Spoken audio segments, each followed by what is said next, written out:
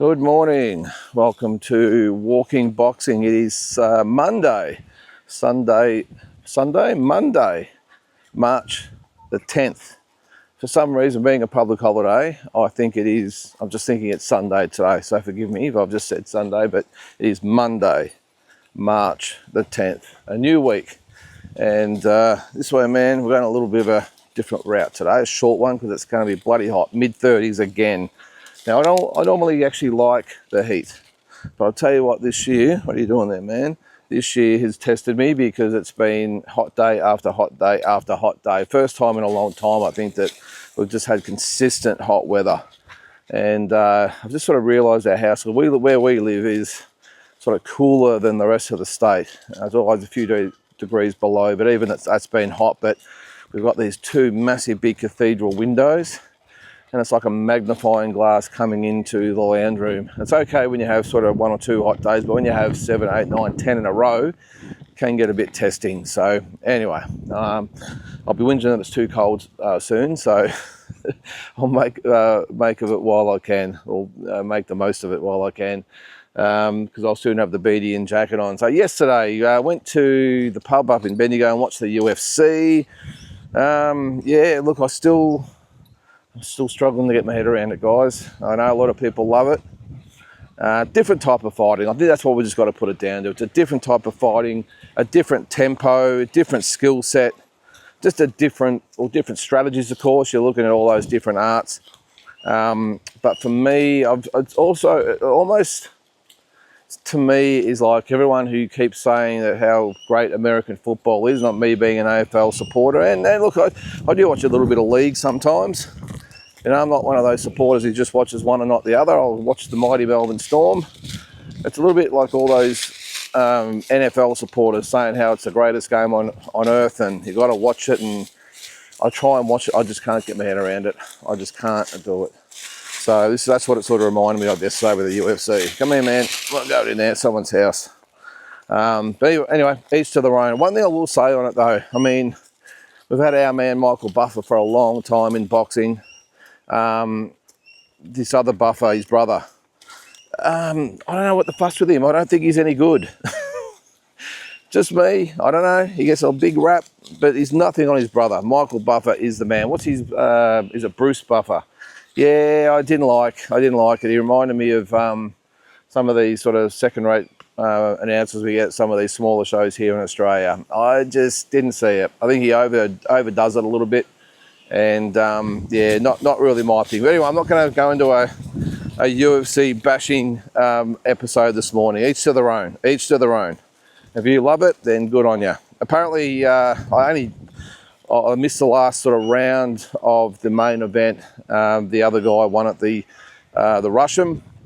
Apparently, it was disputed. So, of course, what does that do? Sets up a juicy rematch, doesn't it? So everyone wins. All right. Well, being Monday, there was not a hell of a lot happening over the weekend, so I thought I'd have a little bit of a review of the last 7 days because it's been very, very, well, an active boxing scene this week. Obviously, it was headlined by the whole TKO Boxing thing, and I won't go over too much. I spent 3 or 4 days on it, but the different point of views are still coming thick and fast. One thing I actually didn't mention during the week, and I'm not sure many other people have actually cottoned onto it as well, is that you listen to Dana White's interview, and as I said, it slipped through the cracks. I didn't even notice it. And I went back over it and I was sort of reading a little bit about what he said. I listened to his interviews the other day, but I actually read a little bit, and it sort of, again, I don't know whether you picked up on it out there, but he did say that they were doing the traditional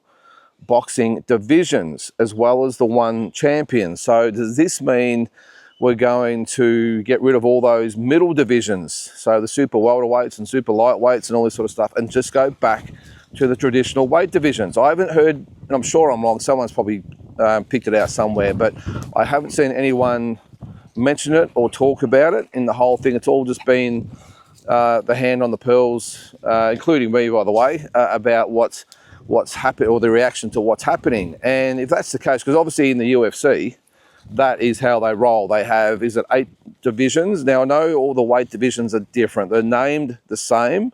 So flyweight, and welterweight and middleweight and lightweight and everything else, but I think they're all heavier than the boxing divisions. Now, if that's the case in boxing, will they maybe adopt that? I doubt it. I don't think they'll adopt the same weight divisions as UFC, but they might still stick with the traditional 8 boxing divisions. Now, if you think about it, those fighters in those divisions, there'll be no Jai Pataya at cruiserweight. Come here, man. There's no Canelo Alvarez at super middleweight. There's no Terence Crawford at 154. There's no, well, geez, at 140. Yeah, mate. There's no Matias and Garcia and Lopez. None of those. They're going to have to pick another division, Haney's. So it goes on and on. And even the great man, they were in a way at 122. Well, mate, you're going to have to go to 126 to go back down to 180. And this is the type of decision they're going to have to make. Now, I know a lot of water will go under the bridge, but I'm not totally against it. I mean, we see these days the drastic weight cuts that boxers are doing to get down to those sort of little divisions. Now, I know there's also the argument that it actually helps boxing because those fighters that do maybe struggle and maybe a bit small to go up and maybe a bit big to come down, have those divisions. But in theory, I don't mind it. I don't mind it. Again, the one champion thing is going to be hard for everyone to get their head around. I'll say I don't think it can work in that way. And it has also been talked, by the way, that Dana White is also just a figurehead. So not necessarily the man that will be calling the shots, because we all know that's one man, that's Turki El Sheikh. And there's this other guy, Nick Khan. Now, he's apparently the head of the WWE. Now, apparently he's going to have a bit of a say in what's happening as well, or a major say. So there's talk that, well, all those rumours, and again, this week there've been so many things thrown around, but the word is that maybe Dana White is just a figurehead.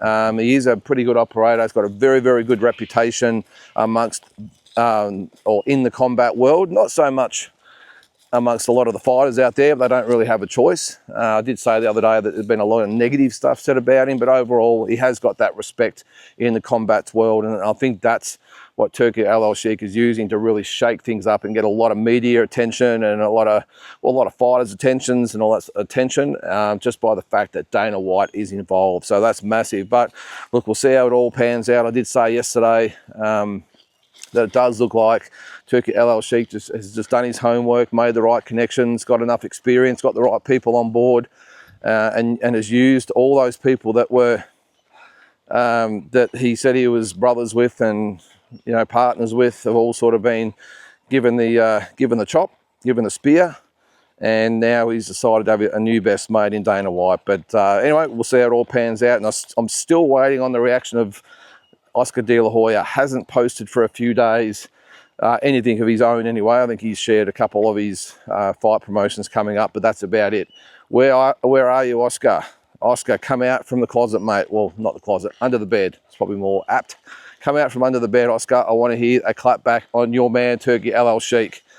Come on. Now, it's got to come. Now, this is probably, do you think this is why he's been so quiet in the last few days? Because he's thinking, oh, geez, I've painted myself into a corner here. I've got the clap back Thursday thing. I've pumped the chest. I've said it's, I've made a point of having my say and clapping back on all those who have done me wrong or saying the wrong things. And he's just had his main bro in boxing in Turki El Sheikh team up with his arch nemesis in Dana White and completely blindside him, or maybe blindside him, but completely just disregard him basically, and say that Dana's the best man he could possibly have in this. And he's probably thinking, how the hell do I respond to this? Because it is the ultimate clapback, isn't it? This is probably his best one yet, if he does it.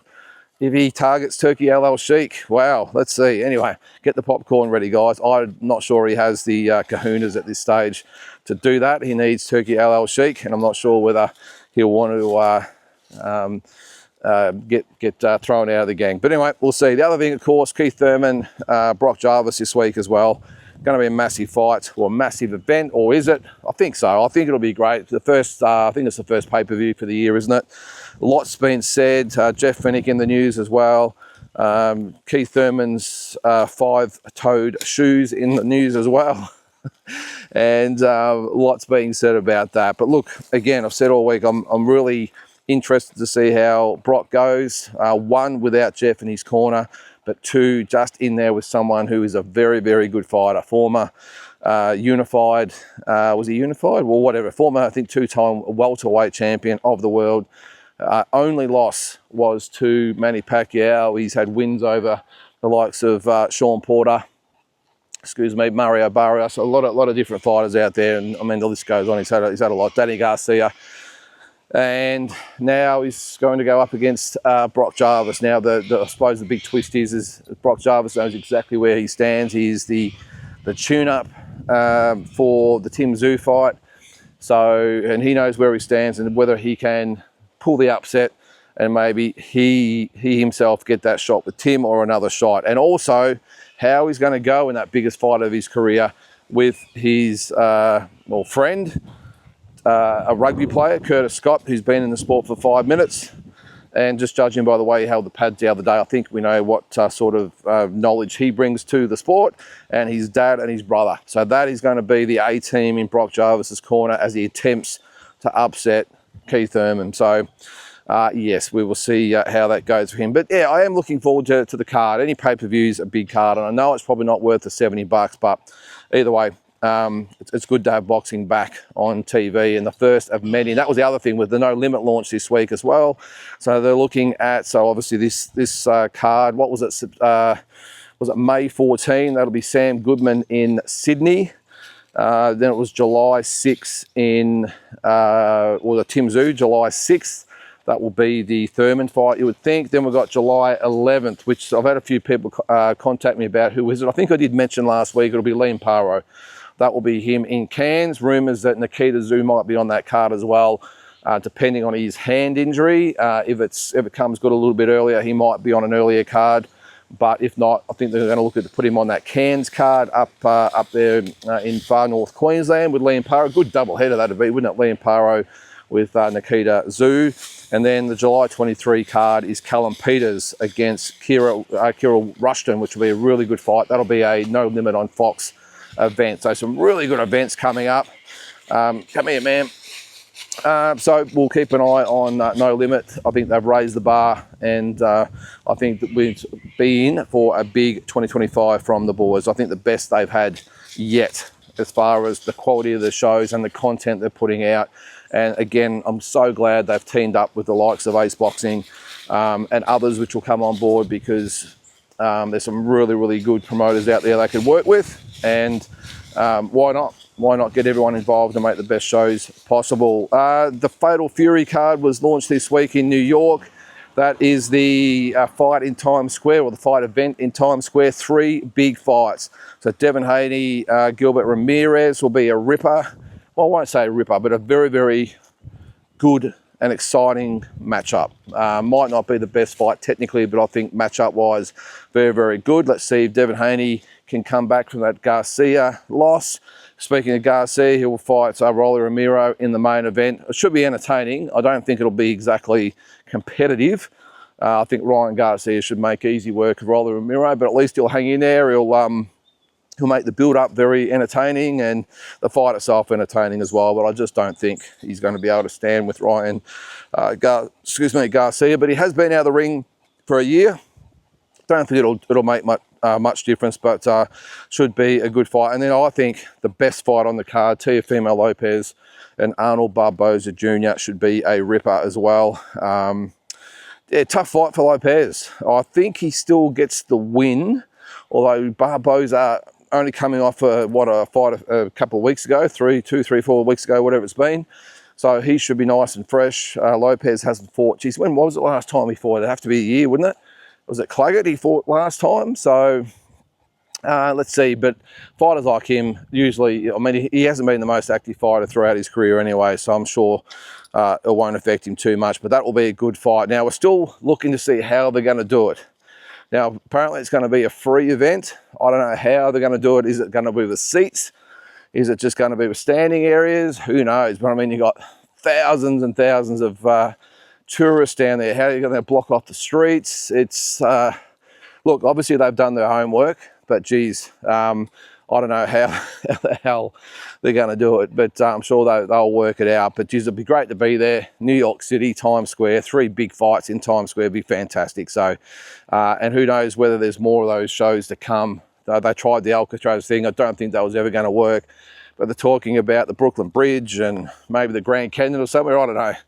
But you never know where they'll pop up. We had Canelo announce his fight with William Skull. I don't think the boxing world really went out of the way to watch that one. It was a little bit of a dull affair. Of course, the big controversy was WBC not allowing, the Sheik not allowing the WBC belt on stage or any other belt on stage, which obviously highlights that they're not looking to acknowledge anyone else's belt except theirs when the time comes for the TKO Boxing. And WBC did respond, by the way, I think in the last sort of day or so. Mauricio Thurman said, yeah, we're not too stressed. We welcome any new people into boxing, whatever makes boxing stronger, and we'll work with anyone. Yeah, well, that's bullshit, Mauricio. Behind closed doors, I'm sure you're banging that fist on the table. How dare they? This is the WBC belt. Our man Canelo, who doesn't have to defend it against anyone that he doesn't want to defend it against, will just keep giving him pass after pass after pass.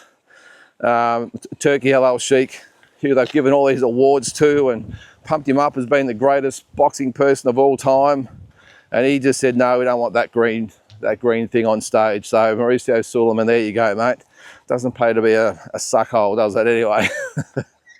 Anyway, but yeah, all that has to play out, doesn't it, with the WBC and Canelo. And of course, the talk is that Canelo fight later in the year with Terence Crawford might be on Netflix. So we're talking about the TKO thing changing the game as far as boxing promotions and belts and divisions and all that goes. I've said this all along, the sleeping giant, Netflix. What happens if Netflix gets involved? Now, based on the Tyson and Paul fight last year, they've got a bit of work to do. I thought the event was really well run, though, I will say. I loved the production of the whole thing. The streaming was the issue, of course. A lot of them going down, but that was a bit of an anomaly because it was such a massive audience watching. You've got to remember it was free. So every man and his dog wanted just to jump on and have a look, and it crashed the side. I'm sure they'll get around that. Not every fight's going to be that big. So Crawford, Canelo, who knows if it's on there, might have, if it is free. This is the other intangible in the whole thing, is are the fights going to be free, a part of the subscription, or do you have to pay for pay-per-views? That's the big one. But let's just say it was free. I don't think you're going to get it. It's going to be probably 10 times more than normal that will be on there, but I don't think it's going to affect the streaming services too much. So, but that will be a game changer. The Taylor and Katie Taylor, Amanda Serrano fight is going to be on there. So when is that? Is that May, June, whatever it is? I can't remember exactly when that is, but that's going to be on Netflix as well. So that could be a game changer if they include it in the subscription. That could turn things on the head, and DAZN could be on the way out after that. I know they're expanding as well, so that's what makes it even more interesting. Here in Australia, they've just bought into Foxtel, so they're going to be part of that. But geez, I tell you what, if Netflix gets involved and they get their shit together, whew, that could really ruffle the feathers of everyone at DAZN as far as being the place for boxing. So, and some other fights looking forward to. We'll catch up over the next couple of weeks. Of course, George Kambosos, Jordan, he's doing his best to promote it. Let's hope ticket sales are going well and we'll have a big crowd there, because I'm really excited about what George can bring to the table later in the year. Really hope he gets that Richardson-Hitchens fight. And look, I think that were the sort of the big stories of last week. But as always, something will pop up this week and there'll be plenty to talk about. So guys, have a great Monday. Enjoy the public holiday and we'll catch you tomorrow.